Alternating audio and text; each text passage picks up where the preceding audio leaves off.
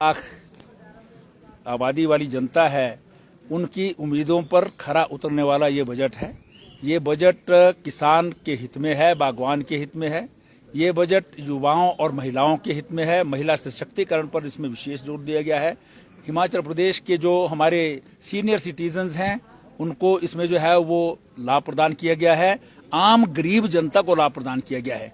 27 दिसंबर 2017 को जब प्रदेश सरकार ने पहले ही मंत्रिमंडल की बैठक की थी, तो 80 साल से 70 साल उम्र जो है घटा करके सीनियर सिटीजन्स को लाभान्वित किया था। 1500 रुपए बिना इनकम क्राइटेरिया के जो है पेंशन की थी। आज 5वें बजट में माननीय मुख्यमंत्री जयराम ठाकुर जी ने उसी ही काम को जो उस वक्त शुरू किया था पहले दिन ही, उसको और आगे बढ़ाया है। और वो आयु जो है वो अब 70 साल से घटा करके 60 वर्ष कर दी गई है। जो महिलाओं के लिए पहले ही 65 वर्ष कर दी गई थी, उससे जो है लगभग 4.5 लाख 5 लाख लोग जो है लाभान्वित होंगे। आम गरीब, आम बुजुर्ग लोग, जिनको कई बार इस उम्र की दहलीज में लोग जो है वो पूछते नहीं है, पहचानते नहीं है, वो इससे लाभान्वित होंगे।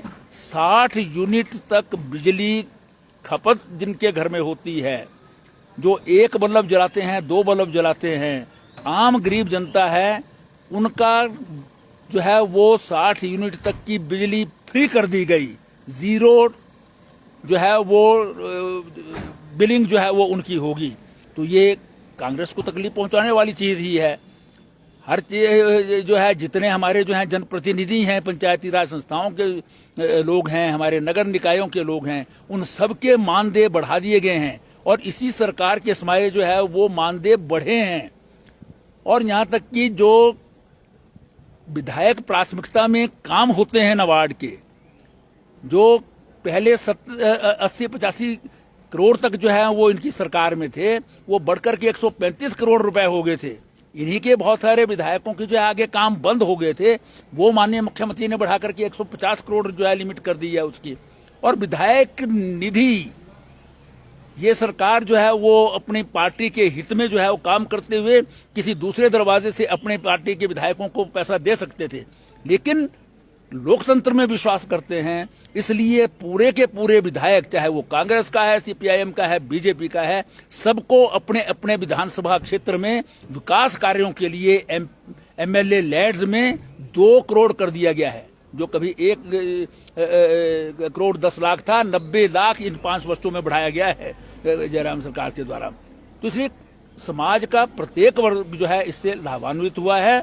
और क्योंकि ये जनहितैषी बजट है, इसलिए निश्चित रूप से जो है वो विरोधी पक्ष और कांग्रेस के नेताओं को जो है तकलीफ होना वाजिब है। क्योंकि ये बजट वो बजट है जो इतिहास रचेगा हिमाचल प्रदेश में, और आने वाले विधानसभा के चुनाव में जो आज तक की परंपरा है हिमाचल की, वो टूटेगी और जयराम सरकार रिपीट करेगी। सर, घाटे का बजट के साथ बोलेंगे, घाटे का बजट तो है ही, और साथ जो मानदेय बढ़ाए हैं, चुनावी वर्ष है, लोगों को लुभाने की बात की जा रही है। पहले से जो प्रदेश सरकार घाटे में कर्जे लेकर जो कर रही है, तो आगे जो बढ़ाया गया, जो मानदेय बढ़ाया गया, तो किस तरह से देगी घाटे का बजट पूरे तरह से? आपको और प्रतिपक्ष को प्रश्न करने हैं, इसलिए अगर जो है इसमें ये ना दिया होता, मानदेय बढ़ाया होता, तो आप प्रश्न करते कि जी कुछ नहीं दिया, लोगों को तो कुछ नहीं दिया है। अब बढ़ाया है तो चुनावी वर्ष है, पिछले साल भी बढ़ाया था, उससे पिछले साल भी बढ़ाया था, 4 साल से लगातार बढ़ा रहे हैं। 4 साल से जो है वो जितनी चीजें, इसीलिए हमने कहा हर एक चीज में मानदेय जो बढ़ाए हैं वो लगभग वीरभद्र सिंह जी सरकार के मुकाबले पर जो है दुगने कर दिए हैं अब। और जो बाकी आज नहीं किया है बिजली का जो है वो 25 जनवरी को हमारा पूर्ण राज्यत्व का दिवस का समापन समारोह था, उसमें कर दिया है। तो सिर्फ ये इसकी जो है वो मतलब तकलीफ इस बात की है। अब उसमें जो है वो हमारे आदरणीय ऊर्जा मंत्री जी हमारे साथ खड़े हैं, ये इन्होंने जो है वो अपने अधिकारियों के साथ बैठ करके जो है वो पूरा जो है वो खाका बनाया, कैसे जो है पैसे हम वसूल करते हैं बिजली के ऊपर। उसमें इन्होंने जो है वो तय किया कि हम 4.5 लाख लोग जो बहुत गरीब हैं, जो पैसा नहीं दे सकते हैं बिजली का, उनकी क्या हम बिजली मुफ्त दे सकते हैं। बिजली वाला राज्य है ये, तो उसमें जो है वो सरकार वहन करेगी उनका खर्चा। 60 यूनिट तक का जो है वो उनको मुफ्त कर दिया है सिलेंडर।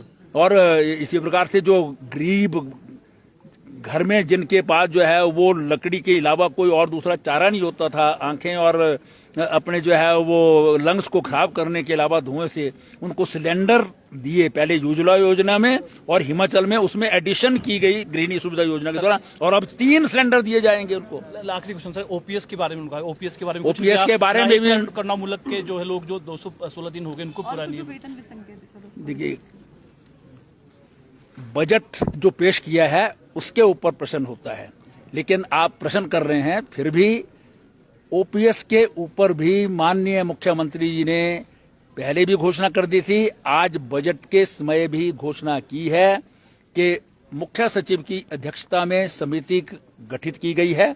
ये उनसे ही बातचीत, उनके सुझाव पर की गई है, और उसके सामने सब लोग आए, सुझाव दें किस प्रकार से इसका जो है वो हम समाधान कर सकते हैं, उस पर जो है वो कमेटी तय करेगी, मंत्रिमंडल को जो है अपनी रिपोर्ट सौंपेगी, और उसके बाद जो है इसका जो है वो फैसला होगा। ये क्योंकि केवल मात्र हिमाचल का विषय नहीं है, ये बहुत सारे प्रदेशों का, केंद्र का विषय है, तो सब मिलकर के जो है इस पर जो है विचार करेंगे।